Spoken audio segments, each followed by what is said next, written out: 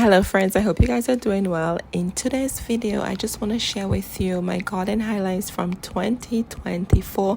So as you can see, we're starting from January and then we're going all the way to the end of December 2024.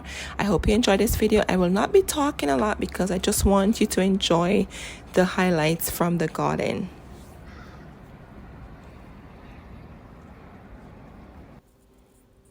So as you can see, we are in spring. Spring has sprung and look at the beautiful tulips.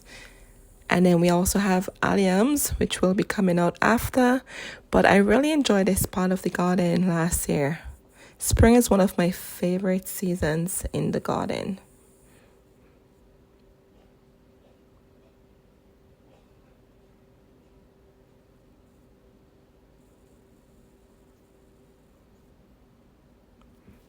Here you can see some alliums, not fully bloomed as yet, but just starting to bloom. As you can see, alliums makes a beautiful show in your garden. Strongly recommend alliums. And this is the pollinator garden bed. Yes, friends, there's 4 seasons of interest here. We have spring, we have summer, we have fall, and we have winter in this garden. You will not believe the amount of bulbs I have in this garden. It's just unbelievable. And the amount of plants we have in here for the pollinators. It's just amazing. It's just so breathtaking.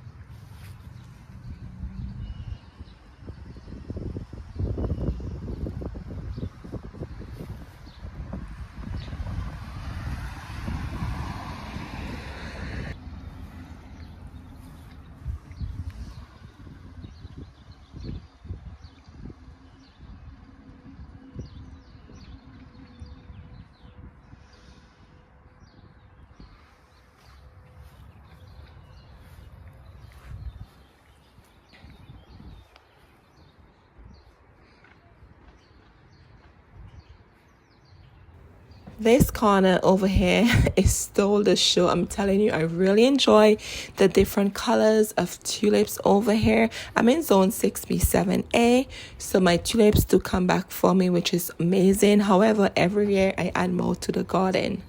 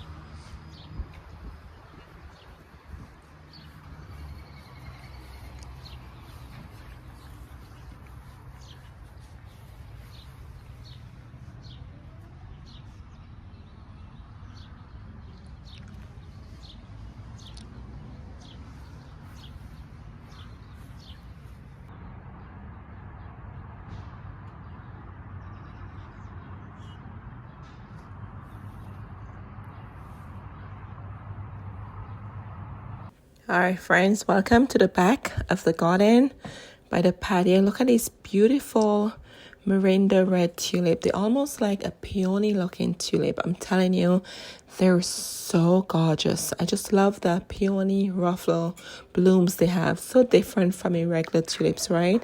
Absolutely gorgeous. And you could see behind here, the garden is waking up. It looks so refreshed. I just love this bloom, friends. Just love it.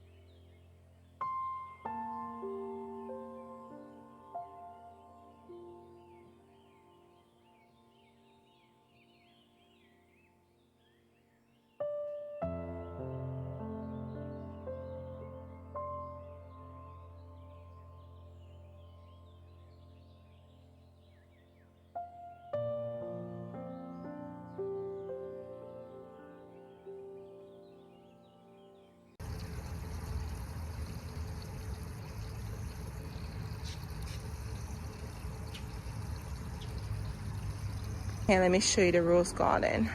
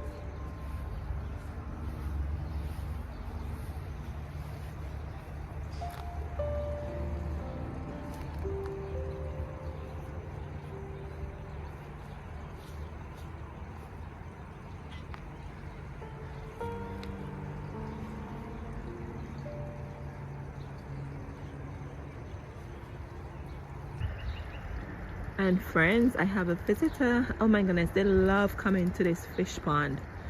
Poor fishes, they're probably hiding out in the bottom. And they love the bird fountain too. I love my birds in the garden. And I think what I'm gonna get is probably a camera, set it up somewhere on the back of the house so I can watch them and actually share the videos with you. But I have to do some research to see what camera I can put out here and position it by the fish pond and the fountain. But friends, enjoy this. Look at that. Oh my goodness, I'm so excited. You know, I get excited over every little thing, I really do. Oh, it just brings happiness to me just to watch my friends, my birds, my hummingbirds, my butterfly, and there you go. And they've been coming around here, so they will come back.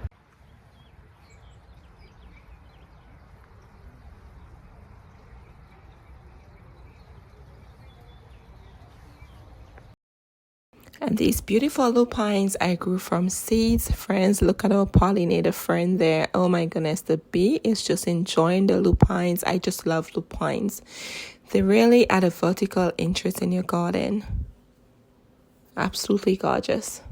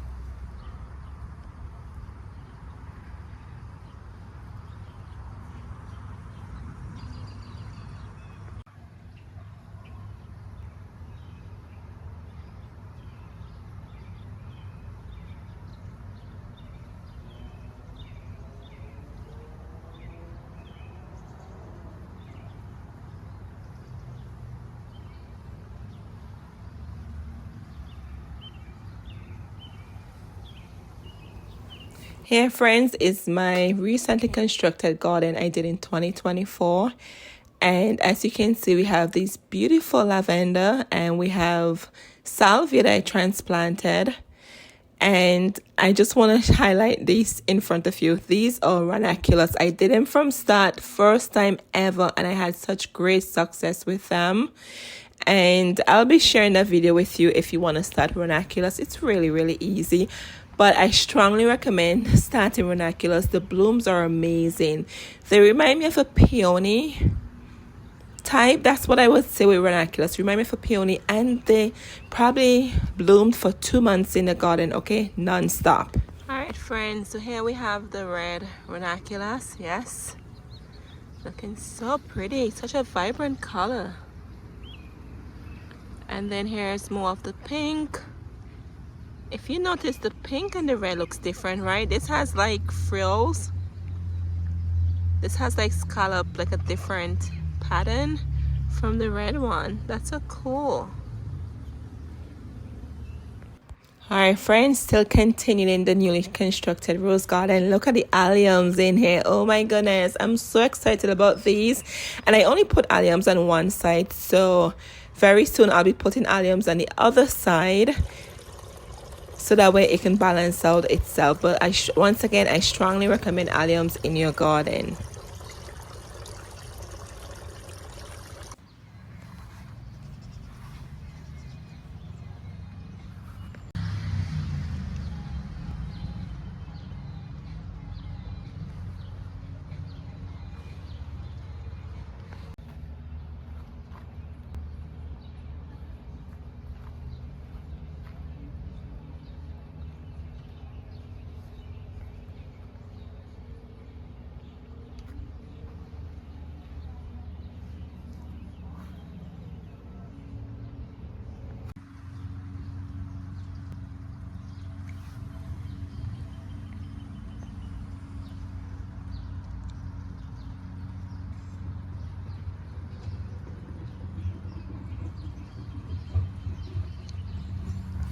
Welcome to summer in the garden. As you can see, we have these beautiful lilies in bloom.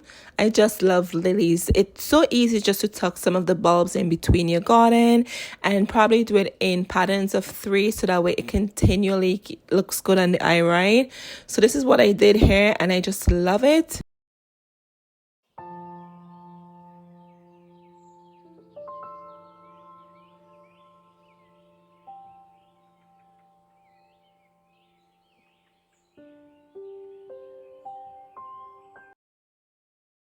So I do have a ton of lilies throughout the entire garden, and at the end of last year I added more lilies too. And here we are, the pollinator garden bed, more lilies for you, friends. So I enjoy lilies, and as I said to you, I don't think they take up a lot of space in the garden because they're bulbs. So you could just tuck some bulbs in between your shrubs or your perennials, and it really gave you an extra color or colors in the garden, so to speak. And here's one of my favorites. You guys know how much I love the Scabiosa pink cushion. So I definitely had to highlight this for you. Such a beautiful perennial to have in your garden.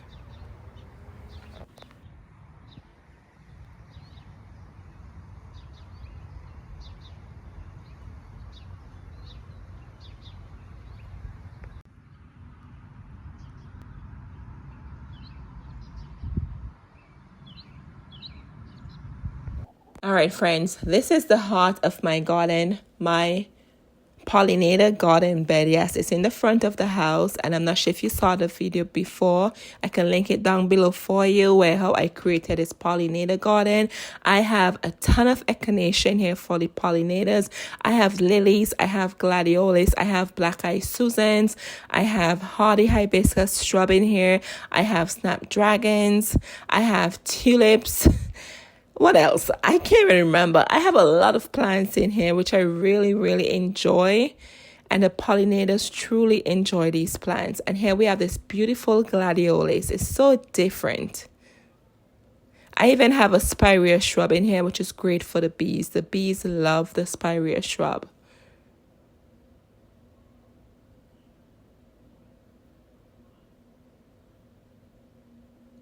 And here we have this sweet William I did from the dollar store seed. It's a biennial, so it blooms for me every other year. So it bloomed in 2024 and I was so excited about it. So in 2024, I planted more, hoping for the same accomplishment for the following year. But it's really worth it. The blooms are really beautiful. So it's worth waiting the other year to get to see the blooms. And here we have this tiger lily I planted in here. And then here is the center of the pollinator garden, the butterfly weed. Yes, it's great to attract the monarch butterfly. So if you have a pollinator garden bed, you definitely need a butterfly weed in here. And here's this beautiful poppy I did using the winter sowing method. I really enjoy using the winter sowing method, and I just love having some poppies in the garden. Absolutely beautiful.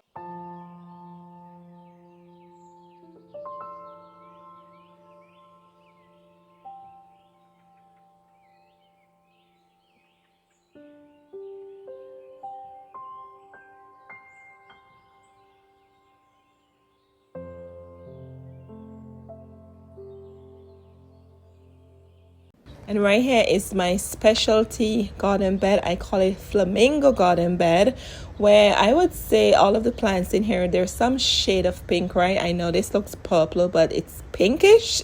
But there's a lot of pinks and whites in here and light yellows, so that way it looks more like different shades from the flamingo. I have a white blushing bright hydrangea in here. You saw the gladiolus. We have white liatris.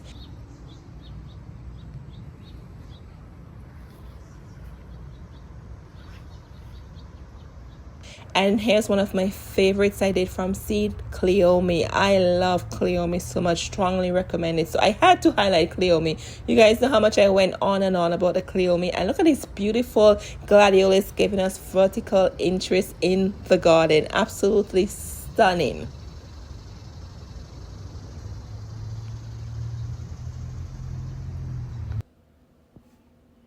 And over here, friends, this is to the back of the patio garden bed.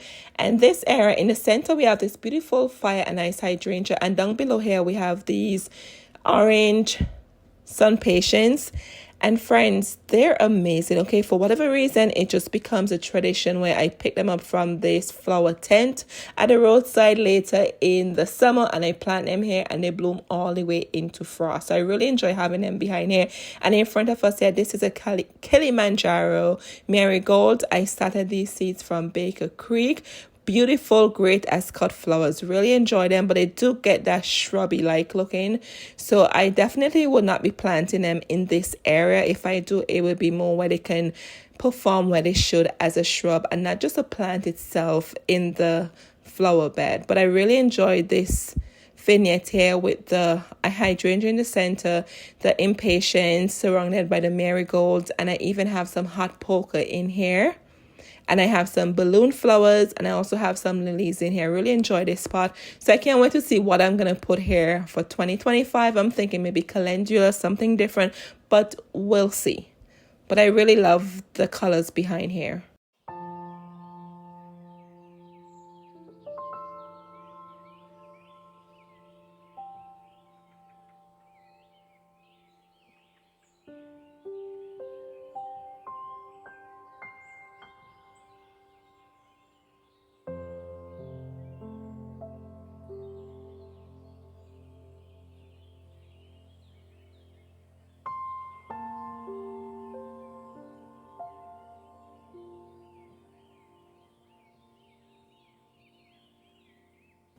Alrighty, friends, and a special moment caught on camera is one of our pollinator friends, the hummingbird, enjoying the gladiolus in the front. Yes, and I do have a hummingbird garden bed I made in 2024, but I'll probably release that for you shortly when the weather is warmer. And here we have the drumstick allium, my pollinator bee friend. Oh my goodness, was going crazy on here. These are beautiful to put in the garden. The drumstick allium, they add like a fairy whimsical look in the garden, and once again, they don't take up a lot of space because the bulbs are really small, almost like a tiny onion, and you just tuck them in between, and they really add a special element in the garden bed. So I had to capture this for you.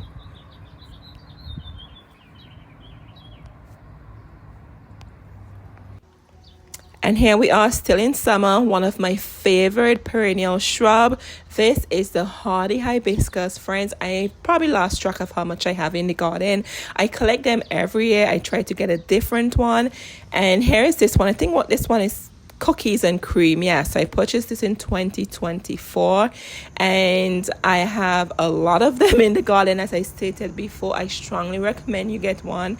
Normally you can get them at your garden centers in summer, and when they come in, guess what, they go really fast. If you see these, or if you're looking for these, get them at the garden centers. They're hardy from zones 4 and up. These are not the tropical one, these are the hardy ones, meaning they will survive the winters if you're in zone 4 and up. Look at this beautiful one here, friends. Alrighty, friends, moving on here. I just enjoyed this show. I felt like I was watching a scene from Snow White when the different animals were coming out, the birds, the squirrels, all of the above. I even saw a chipmunk in my garden here for the first time. This was on a Sunday morning. It was such a beautiful moment to capture. There were birds everywhere, then the squirrels, then the chipmunk, which came out of nowhere. So I thought to share this with you, and the sun was out. It was really a gorgeous morning. All right, friends, here is my cut flower garden. All these flowers in front of us, I did them from seeds. Yes, so we have a lot of cut flowers in here, and I was able to capture this beautiful butterfly. I don't think it's a monarch, but I think when I did my research, I forget what it was. I think it was a blue tail, a swallowtail, I think it is, and it said it's native to the northern part of the country. But I could be wrong, but I think that's when I researched it, because it was hard to tell what type of butterfly it was. When I put it in there, I found one that looked like this. But nevertheless, my point is that I was so excited that I attracted this unusual looking butterfly in my garden, and it was here for hours enjoying the zinnias. Yes, I really had a great time recording this butterfly. And here we have more pollinators. I will be enjoying the sunflower, so I'm going to encourage you to plant some sunflowers, plant some zinnias in your garden. Plant plants that will attract the pollinators, because without the pollinators our food supply probably will be low, because we need the pollinators to pollinate the fruits and the veggies and all the good stuff to help with food production. And here we have a sleeping bee who really enjoyed this zinnia and is just sleeping on here. But these all I did from seeds, friends. And you could go to a dollar store, you can find zinnia seeds, you can find sunflower seeds, and it doesn't have to cost you that much. And here's this dahlia, and this bee is going crazy with this dahlia. Absolutely gorgeous.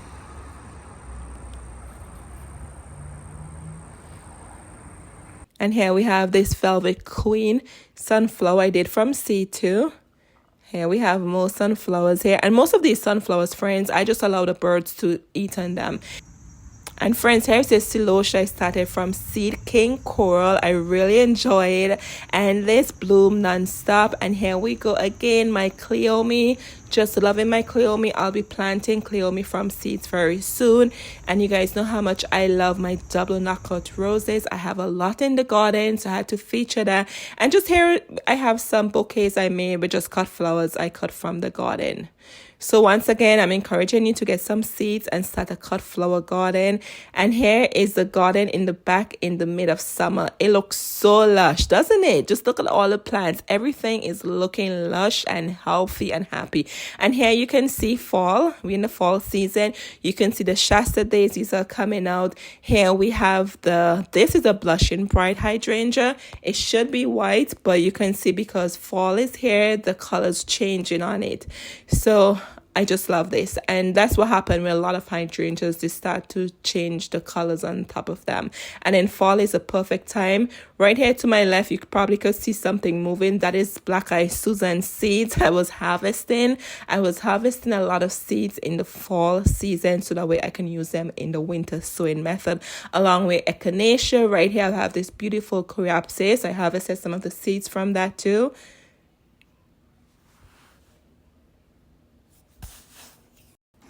Alrighty, friends, and this is what I keep stressing to you every time for 2024 about the goldfinches with your cornflowers. Plant a cornflower. Do not go get excited to deadhead your spent blooms. Leave them up because the birds really enjoy them. They're great winter source food for the goldfinches and other birds in the winter season. That's why I have a lot of cornflowers in my garden, and I do not deadhead them. I do not really cut them off because I just leave them up for the birds. And also it gave you some winter interest, right? But here it is. I'm in my bedroom, okay, standing on a stool trying to capture this, because if I go outside, guess what, the birds will fly away. So I'm literally standing on a stool here in my bedroom and capturing these goldfinches, enjoying the echinacea, so I can share this highlight with you. Here we are, friends, still in summer. Beautiful and lush everything is looking. And welcome to the fall garden. Right here you can see my newly constructed bed I did with you guys in late summer into fall. I added more in the fall season. And here is my power of fire power Nandina. Love it. I have 3 in the garden. And here we have more highlights from the fall garden. And here it is at night. I added some light to give it beautiful ambience, and I think it looks so pretty. Just look at that at nighttime. And here all the fallen leaves. You can see how the trees, the plants have died back. And yes, I had to install this. I did potatoes from seed in the frosting bucket, and I was so excited, and this was my yield. I was so excited, so I had to share that with you, right? Once again, we highlighting 2024, and here's the front garden bed. You just saw what it looked like, and then now you can see what it looks like in winter. And we're coming to the end of 2024, my last pictures for 2024, and I just want to say a special thank you, friends, for your support. Thank you for being here with me since I started the channel a few years ago, and I look forward to sharing more about the garden, more ways of getting clearance planned, what the garden centers have in store. So thank you so much for your support, and cheers, and as always, take care of yourselves now.